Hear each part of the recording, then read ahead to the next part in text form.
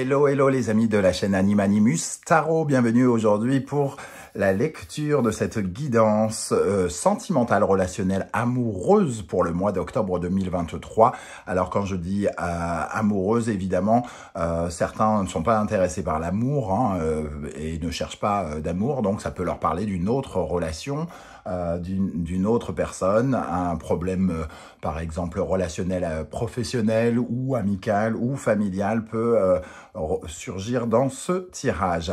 Je vous recommande comme d'habitude de faire preuve de beaucoup de discernement et beaucoup aussi d'amusement, de divertissement. On n'est pas en train de faire de la chirurgie cardiaque, donc prenez uniquement les messages qui vibrent avec ce que vous vivez et n'hésitez pas à adapter mon vocabulaire à votre situation.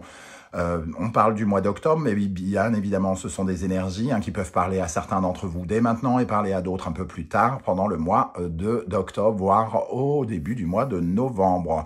N'hésitez pas à regarder la vidéo de votre signe ascendant et de votre signe lunaire si vous les connaissez, et vénusien si vous les connaissez, afin d'avoir de plus amples détails et pourquoi pas recevoir un autre message.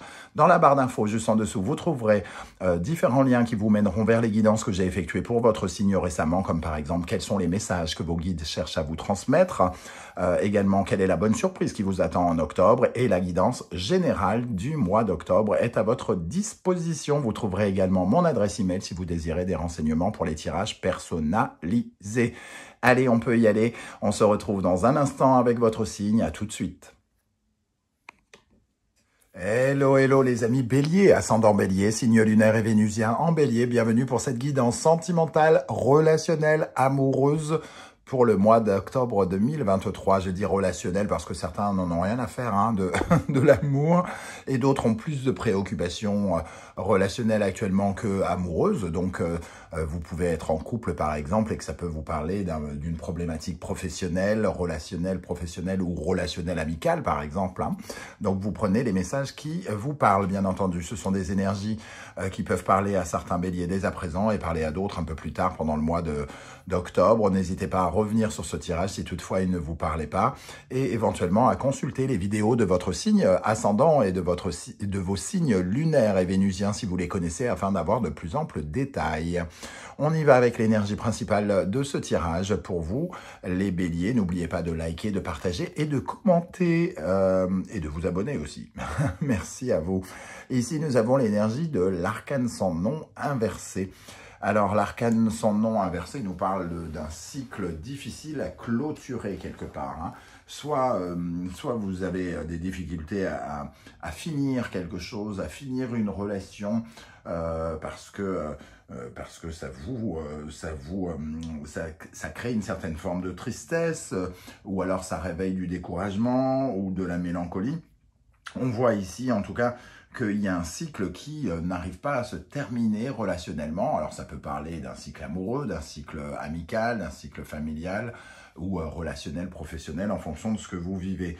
Cet arcane sans nom inversé nous parle d'être un peu défaitiste, d'être un peu découragé, peut-être d'avoir des regrets ou des remords sur quelque chose qui ne s'est pas bien passé. Et il y a peut-être une certaine forme de frustration pour réussir à clôturer cette chose, cette guerre, ça peut être de bien clôturer les choses. En fait, il y a une certaine forme de tristesse, comme si on sentait peut-être que quelque chose était inévitable et on aurait aimé que ça se passe autrement. Alors ça peut être en lien avec une rupture dans le passé, par exemple, qui a du mal à se refermer véritablement, ou totalement en tout cas. Avec cela, nous avons tempérance inversée. Alors, il y a ici une sorte de tristesse qui ne guérit pas, j'ai envie de dire, parce que tempérance, c'est la guérison, mais ici, en inversé, elle a un côté une douleur un peu chronique, quelque chose qui ne part pas vers le renouveau. C'est deux cartes qui nous disent qu'on n'arrive pas à clôturer quelque chose et à repartir vers un point de départ. On n'arrive peut-être pas à se réconcilier avec quelqu'un, on n'arrive pas à se mettre d'accord avec quelqu'un, et on est finalement dans une situation un peu difficile, dans laquelle on se sent un peu peut-être agité, On laisse peut-être le temps passer aussi, hein, pour certains, parce que et en fait, c'est un peu comme si on ne décolérait pas et que ben, on n'arrive pas à prendre les décisions pour passer à autre chose. Alors quand je dis passer à autre chose, la fin, c'est pas forcément de couper court, c'est de transformer quelque chose et de passer à une étape suivante dans la relation. De passer de l'amour à l'amitié, de passer d'un cadre amical à un cadre strictement professionnel ou quelque chose comme ça. Il y a une difficulté à passer à autre chose, à passer un cap, à passer une étape, hein, ici, dans une relation. Alors, on va essayer d'en savoir un peu plus. Qu'est-ce qu'on a derrière Tempérance? Tiens, le battleur, on retrouve encore ces énergies de départ qui ne se fait pas. On n'arrive pas à se révéler quelque part. Et peut-être que certains même coupent la communication quelque part parce qu'on n'est pas dans l'échange, on n'est pas dans la négociation, on n'est pas dans le compromis. Avec le tarot des passages, nous avons le valet d'épée. Ici, on nous dit que peut-être on commence à avoir une autre vision des choses, hein, une autre façon de regarder les choses. Ou alors, ça nous parle d'un courrier qu'on pourrait recevoir, d'un message qu'on pourrait recevoir. Alors ici, j'ai l'impression qu'on me parle presque d'un courrier de relance quelque part. On nous demande peut-être de nous positionner. Ce valet d'épée nous dit, bon, on est obligé peut-être de porter un autre regard ou d'analyser la situation une nouvelle fois, encore une fois. Le roi de bâton, lui, nous parle de savoir ce que l'on veut, hein, de savoir comment s'épanouir, parce que lui, il est capable d'être connecté avec sa créativité, son inspiration, ses projets, de conquérir, entre guillemets, le monde. Il a un côté extrêmement entreprenant et entrepreneur. Et ici, on nous parle peut-être de quelque chose qui est en rapport avec une passion et on nous demande peut-être de nous positionner par rapport à cette passion. On nous relance par rapport à quelque chose qui, j'ai l'impression, aurait pu être passionnant. Mais il y a une dimension ici, très sans doute relationnelle, qui fait que ça bloque. Un peu comme si on ne pouvait pas accepter ou on ne voulait pas accepter quelque chose qui pourrait être passionnant. Et de là, il y a une certaine forme de frustration parce que finalement, on a du mal à fermer la porte. Ok. Avec l'oracle de l'astrologie de la lune noire, nous avons l'énergie de Neptune, le sacrifice. Alors peut-être qu'on a l'impression de devoir se sacrifier, quelque chose qui ne nous convient pas totalement et qu'on se sent un petit peu obligé ou alors au contraire on ne veut pas tomber dans la notion de sacrifice et donc on veut pouvoir se connecter à ce roi de bâton qui sait ce qu'il veut, qui sait ce qui est bon pour lui, ce qui est passionnant, qui sait entreprendre. Ici, Neptune, en tout cas, apporte une certaine forme de confusion et une certaine forme de passivité, hein, encore une fois. Donc, à la fois, on nous demande de nous engager dans quelque chose et peut-être que nous, on est ici un petit peu dans une confusion, dans un refus d'agir, alors qu'on a cette énergie ici. Alors, on nous dit, entre guillemets, peut-être que le mois d'octobre, ça va être encore une période de cogitation, entre guillemets, pour pouvoir enfin vraiment faire les mouvements qui vont nous emmener vers ce changement, hein, quelque part, que l'on a du mal à faire et qui est peut-être répétitif pour certains. On va regarder les énergies qui accompagneront les béliers célibataires. Alors bien sûr, ça peut être des énergies, des messages différents, ils ne sont pas forcément tous connectés les uns avec les autres. Ici, l'abeille, communauté, vie sociale, collaboration, ça nous parle on va dire, de rencontres diverses et variées, hein, puisqu'ici, on a quand même une dimension de voir du monde, d'être accompagner et peut-être de choisir son réseau quelque part. On a besoin, en tout cas des autres ici, hein, on a besoin de partenaires dans la vie, dans un esprit de partage, de soutien mutuel. On peut rencontrer des difficultés, encore une fois, ça peut se connecter ici, des difficultés pour avancer justement et de passer à l'action, de sortir d'une certaine forme de routine. Donc on peut être dans quelque chose, dans une page qu'on a vraiment beaucoup de mal à tourner.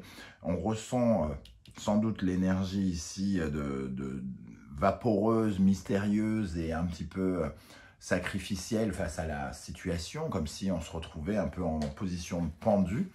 Et la communauté vie sociale et collaboration nous dit, bon, il faut peut-être agir et aller dans le sens de la collaboration, dans le fait de collaborer ou de communiquer au minimum peut-être, hein, de ne pas rester ni passif ni silencieux quelque part. Pour les béliers qui sont en couple ou casés ou qui pensent avoir quelqu'un dans leur vie, on va dire, nous avons l'araignée. Alors, on retrouve des insectes communautaires, entre guillemets. Alors, l'araignée est moins communautaire que l'abeille, hein, qui ne peut pas vivre seule, mais l'araignée, ici, elle tisse sa toile. Donc, elle fait preuve de créativité. Mais j'ai l'impression qu'ici, on a peut-être l'impression d'étouffer dans une situation. Alors, pas forcément dans le couple, hein, dans une relation, dans la relation dont on parle ici. Et on nous invite à faire preuve de créativité, c'est-à-dire d'avancer, de continuer à élaborer notre toile ici pour justement nous sentir peut-être plus libres dans le sens où lorsque l'on œuvre pour son bonheur, forcément, on est moins dans le sacrifice, on est moins dans l'attente, on est moins dans le positionnement de quelqu'un qui ne sait pas agir.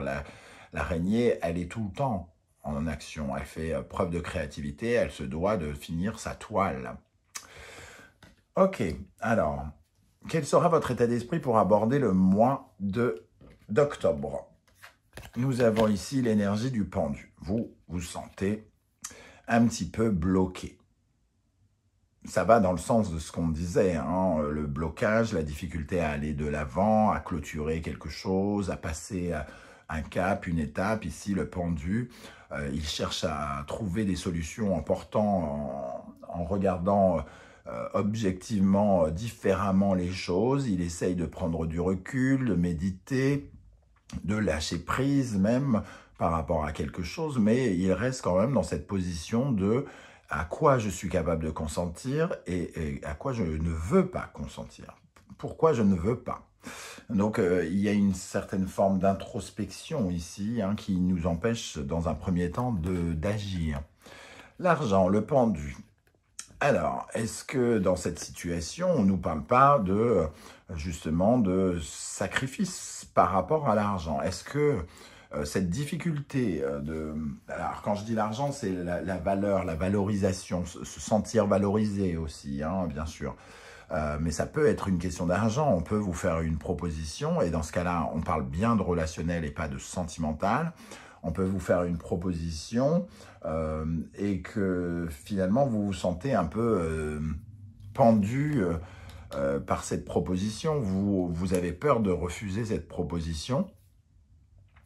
Mais peut-être qu'il y a eu des antécédents dans cette relation ici qui font que d'un seul coup, il n'y a vraiment plus que l'argent qui est intéressant. On n'a plus envie de travailler avec les gens qui nous font cette proposition, par exemple. C'est ce genre de contexte, en tout cas. On n'arrive pas à être valorisé dans cette situation. On n'arrive plus à se valoriser et à avoir confiance en soi par rapport justement à cette relation qu'on n'arrive pas à faire avancer. Qu'est-ce qui vient vers vous? Alors, l'empereur. L'empereur nous dit que vous avez envie, en tout cas, d'être solide, d'être constructif, d'assurer une certaine forme de sécurité, qu'elle soit affective, émotionnelle, financière, professionnelle ou autre. Cet empereur, il veut établir un périmètre de sécurité autour de lui.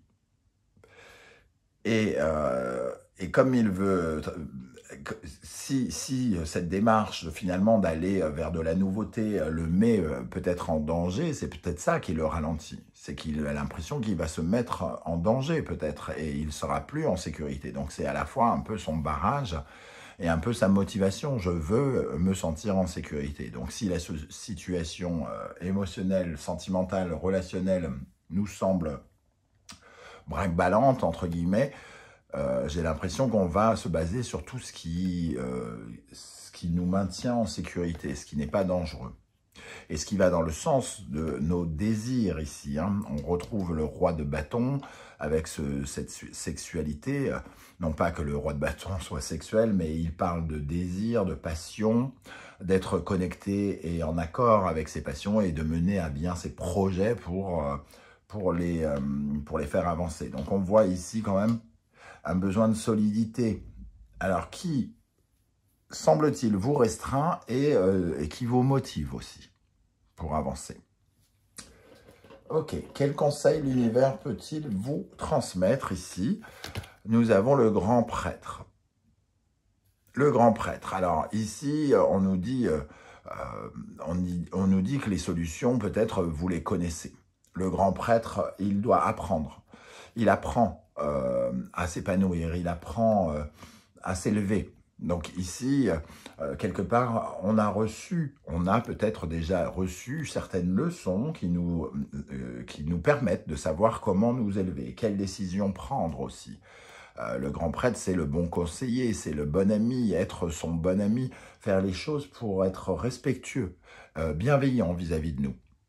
S'il y a des décisions à prendre pour clôturer quelque chose ici, dans une amitié avec tempérance ou dans une négociation pour quelque chose qui serait peut-être plus professionnel, ce grand prêtre, il vous dit de penser à vous quelque part et de penser à votre bien-être. Ouverture. Soyez ouverts, bienveillants. Et soyez certains, avec ces deux cartes, que les ouvertures sont là, que si vous avez peur de quelque chose parce que vous ne connaissez pas les risques ou que vous ne voyez pas plus loin que le bout de votre nez à ce jour, on vous dit que tout va bien se passer quelque part. D'avoir confiance, d'avoir foi avec ce grand prêtre en votre destin. Comment les choses vont évoluer pour vous? La Lune, donc on retrouve la notion de créativité, il y a quelque chose là qui émerge en vous, qui est en train de pointer le bout de son nez et qui va sortir. Peut-être que vous allez exprimer vos peurs, peut-être que vous allez justement laisser jaillir quelque chose que vous refusiez de dire ou de faire. En tout cas, ici, on sent que il y a certaines peurs qui sont toujours là, une certaine forme de stress, qui finalement va laisser jaillir quelque chose. Le contrat. Donc on voit que vous imaginez le contrat peut-être différemment. Ici, il y a quand même un refus de négocier avec quelqu'un. Bon, moi j'ai l'impression que ça parle beaucoup de relationnel professionnel pour beaucoup d'entre vous. Hein. Bien sûr, vous adaptez mon vocabulaire par rapport à votre situation. Ça peut être sentimental. Ici, on a peur du pacte qu'on nous propose. On a peur du contrat, du fait peut-être de travailler ou d'aller dans le sens de quelqu'un. Parce qu'on a peut-être le sentiment de se sacrifier. Et c'est quelque chose qui revient. À la fois, vous avez peur de dire non, et vous avez peut-être peur de dire oui. Parce qu'il y a une certaine forme d'inconfort et peut-être une douleur sous-jacente qui existe avec... il y a un contentieux, j'ai l'impression, avec quelqu'un ici. Et vous avez du mal à passer par-dessus. Hein. Pour terminer, en synthèse, nous avons le fou. On sent un besoin, en tout cas, de vous évader, de vous enfuir, de vous libérer, de laisser derrière vous cette problématique. Donc, j'ai vraiment l'impression que... la difficulté ici, ça va, entre guillemets, vous allez trouver votre solution au mois d'octobre. Vous allez réussir à tourner le dos à quelque chose, à vous libérer de quelque chose pour reprendre votre route. Vous prendrez bien sûr votre décision, soit de rompre définitivement, soit de transformer cette relation qui est devenue peut-être un peu compliquée. Toujours est-il que vous prendrez la décision d'oser quelque chose, de refaire un pas, là où peut-être vous y êtes allé à reculons ou vous avez fait semblant d'être mort pendant un mois ou deux, histoire de ne pas donner votre réponse. Le fou, le temps. Voilà, avec le temps, vous êtes peut-être... avec le temps, vous avez déjà pris vos distances quelque part de cette situation. Donc, il ne reste peut-être plus qu'à estimer qu'elle est clôturée, cette situation. Moi, j'ai l'impression que le temps a fait son œuvre, que le temps nous parle de prudence ici, avancer lentement mais sûrement. Il y a quelque chose de l'ordre de la sagesse, avec le grand prêtre et le valet d'épée. On a appris quelque chose et on change de point de vue et finalement, on ouvre les yeux d'une façon peut-être nouvelle par rapport à cette situation pour clôturer un dossier ou en tout cas le faire avancer d'une manière ou d'une autre. Voilà les amis béliers, alors effectivement j'ai utilisé beaucoup de vocabulaire relationnel professionnel, ça m'a beaucoup parlé dans ce sens avec la notion d'argent, de contrat, de sacrifice, de projet ici, mais ça peut vous parler de totalement autre chose en lien avec des sentiments bien sûr, hein. Donc, vous faites votre propre interprétation avec beaucoup de discernement.